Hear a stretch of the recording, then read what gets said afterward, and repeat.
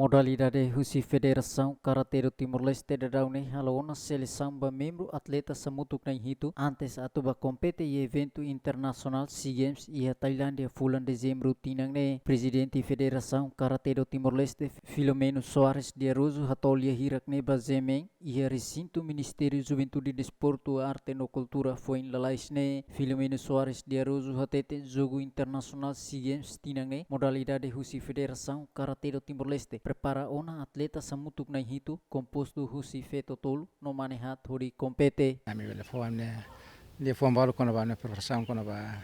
SEA Games 2025 ni em Tailândia. Ami durante que kadang ami prepara e depois dele né ami halo campeonato nacional. Atleta sira ne maka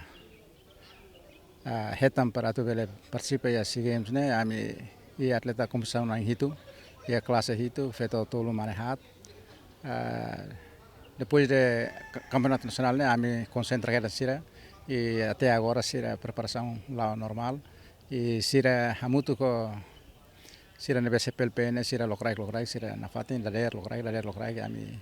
halo preparação né TC e ginásio game te dili e koni nilara ina né quando atleta sira sempre que preparado e técnico físico agora normal e sira e a preparação para bela competência sira a rende te SEA Games né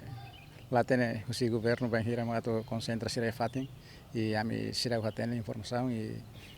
quando a preparação né sira durante né sira a preparação máxima. Antes ne modalidade Federação Karatê do Timor-Leste mos participou um evento importante balu e Railiu David Gonçalves Ziemen